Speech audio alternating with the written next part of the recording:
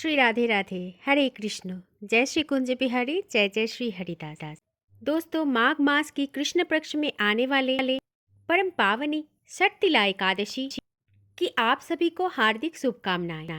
प्रातः काल की इस सुंदर मनोहर मंगल बेला में हम भगवान विष्णु से यही प्रार्थना करते हैं कि भगवान आपको इस एकादशी के पालन के द्वारा भगवान आपको सभी भौतिक सुख और आध्यात्मिकता पर उच्च गति और उनके शुद्ध भक्ति प्रदान करें। आज की षटतिला एकादशी तथा माघ मास की एकादशी अत्यंत विशेष एकादशी है। षटतिला एकादशी हर वर्ष माघ मास की कृष्ण पक्ष तिथि में आते हैं और इस बार हम इस षटतिला एकादशी का पालन करने जा रहे हैं 25 जनवरी 2025 शनिवार के दिन और इस व्रत का पारण का समय है 26 जनवरी 2025 रविवार के दिन सुबह की 7:22 से लेकर 10:53 में आप सभी इस व्रत का पारण कर सकते हैं।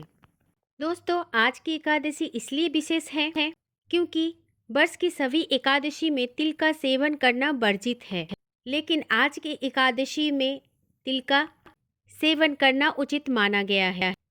पूरे वर्ष में आने वाली एकमात्र यही एक एकादशी है जिस दिन आप तिल का सेवन कर सकते हैं। जी हाँ दोस्तों, आज की एकादशी तथा षटतिला एकादशी के दिन 6 अलग अलग प्रकार से तिल का सेवन करने का सुझाव दिया जाता है शास्त्र में, और इसी कारण से आज की एकादशी तथा माघ मास की कृष्ण पक्ष की एकादशी को षटतिला एकादशी कहते हैं।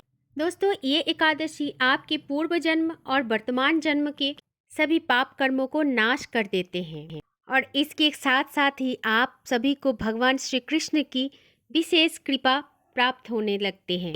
आज के इस षटतिला एकादशी व्रत का श्रद्धा और नियम पूर्वक पालन करने से भक्त अपने जीवन में प्रगति कर सकते हैं, भगवान की कृपा लाभ कर सकते हैं। दोस्तों, फिर चलिए हर प्रकार की मनोकामना को पूर्ण करने वाली इस षटतिला एकादशी का पालन करते हुए आज षटतिला एकादशी का एक पौराणिक कथा का श्रवण करते हैं। एक दिन महाराज युधिष्ठिर ने भगवान श्री कृष्ण से पूछा, हे प्रभु, हे भगवान, माघ मास के कृष्ण पक्ष में कौन सी एकादशी आते हैं और उस एकादशी का महत्व क्या है? कृपया आज आप हमें विस्तार पूर्वक बताइए।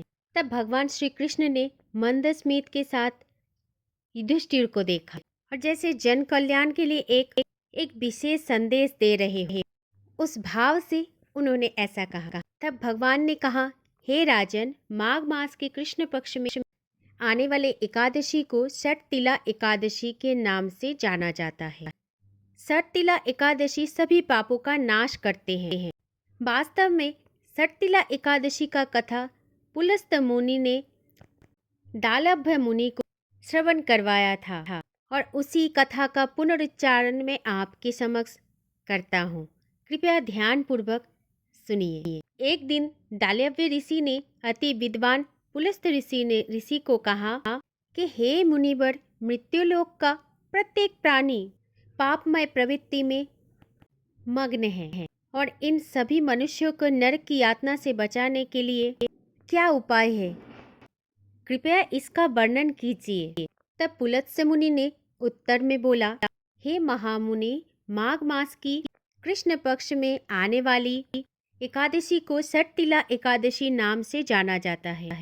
षटतिला एकादशी के दिन मनुष्य को स्नान करके अपने सभी इंद्रियों को संयम में रखकर इस एकादशी व्रत का पालन करना चाहिए और भगवान श्री कृष्ण द्वारा नारद मुनि को कही गई षटतिला एकादशी की कथा का श्रवण करना चाहिए। ऋषि पुलत्स्य से आगे ये कहते हैं कि षटतिला एकादशी सबसे पहले एकादशी के दिन स्नान करके समस्त इंद्रियों को संयम में रखना चाहिए। समस्त इंद्रिय जैसे काम, क्रोध, अहंकार, लोभ और निंदा का त्याग करना चाहिए।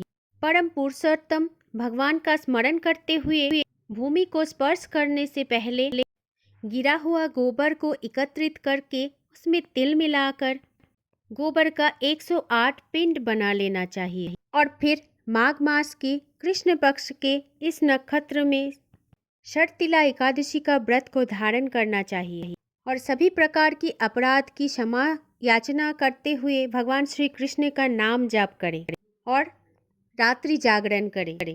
फल फूल और भोग इत्यादि द्वारा भगवान विष्णु की पूजा और भगवान के पवित्र नाम का उच्चारण करते हुए यज्ञ करें और अग्नि में तिल मिश्रित 108 गोबर की पिंडों को भगवान को अर्पित करें।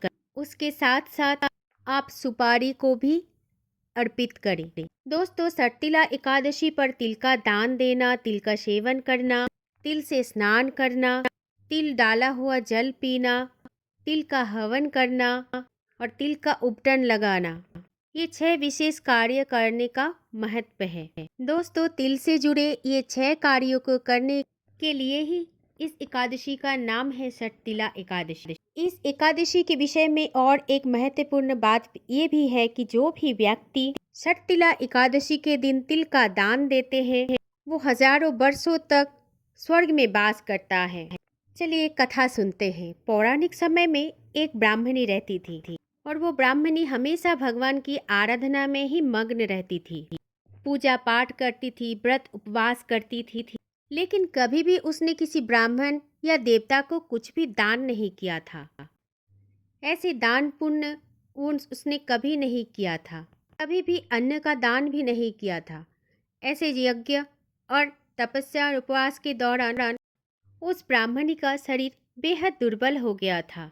एक तरफ से ब्राह्मणी शुद्ध हो गई थी, लेकिन उसने कभी भी अन्न दान नहीं किया था और इसी के कारण उसकी हर एक तपस्या अधूरी थी। एक दिन उसकी परीक्षा लेने के लिए भगवान विष्णु स्वयं एक ब्राह्मण के वेश में उसके दरवाजे पर आए और अन्न की भिक्षा मांगी और उस ब्राह्मणी ने ब्राह्मण के वेश में आए हुए भगवान से पूछा, हे ब्राह्मण देव, आप कहाँ से आए हैं? भगवान ने जानबूझकर उसने कुछ नहीं कहा, इसलिए क्रोध में आकर उस ब्राह्मणी ने भगवान की भिक्षा पात्र में मिट्टी डाल दिया। ये देखा और देखकर भगवान ने चुपचाप वहां से चले गए और ब्राह्मणी अपने तपस्या और व्रत के पालन करने से वो ब्राह्मणी भगवान के धाम पहुंच गई थी। लेकिन वहां उसे अन्नहीन संपत्तिहीन एक सुंदर सा महल मिला जहां अन्न की कोई व्यवस्था ही नहीं थी। उस ब्राह्मणी ने ये देखा कि इतने सुंदर महल है लेकिन वहाँ पे अन्न बिल्कुल भी नहीं है। तो ब्राह्मणी आकर भगवान से पूछा कि हे भगवान, मैंने तो सभी व्रत और तपस्या का निष्ठापूर्वक पालन किया और आपकी उपासना की, फिर भी मुझे अन्न का अभाव क्यों मिला भगवान? ये सुनकर भगवान ने उत्तर दिया उस ब्राह्मणी को, हे ब्राह्मणी, हे साध्वी, तुम अपने घर लौट जाओ और तुम्हें देखने देवताओं की सभी पत्नियां आएंगी और उन्हें शर्तिला एकादशी का महिमा पूछकर ही तुम दरवाजा खोलना, अन्यथा दरवाजा बिल्कुल भी नहीं खोलना। प्रभु की इस बात को सुनकर ब्राह्मणी वापस अपने घर को चली गई। कुछ ही समय बाद ब्राह्मणी के घर पर देव पत्नियां आईं और ब्राह्मणी को दरवाजा खोलने के लिए कहा और उसी समय ब्राह्मणी ने उन सभी देवताओं की पत्नियों से शर्तिला एकादशी की महिमा सुनाने के लिए कहा और फिर जब देव पत्नियों ने शर्तिला एकादशी की महिमा ब्राह्मणी को सुनाई और उसके पश्चात ही ब्राह्मणी ने दरवाजा खोला और फिर शर्तिला एकादशी का पालन किया और फलस्वरूप उस ब्राह्मणी को अपने घर में धन धान्य और अन्न का भांडार परिपूर्ण मिल गया। इस प्रकार पुलस्त मुनि ने कथा के अंत में कहा कि जो भी व्यक्ति इस अद्भुत शर्तिला एकादशी का श्रद्धा पूर्वक पालन करेंगे उसे वो सभी प्रकार की दरिद्रता, आध्यात्मिक, मानसिक, शारीरिक दुर्भाग्य से मुक्ति जरूर मिलती है। वास्तव में इस एकादशी का पालन करते हुए दान, यज्ञ और तिल के सेवन से व्यक्ति पूर्व जन्म की समस्त पापों का भार से मुक्त हो जाते हैं और भगवान की कृपा प्राप्त होते हैं।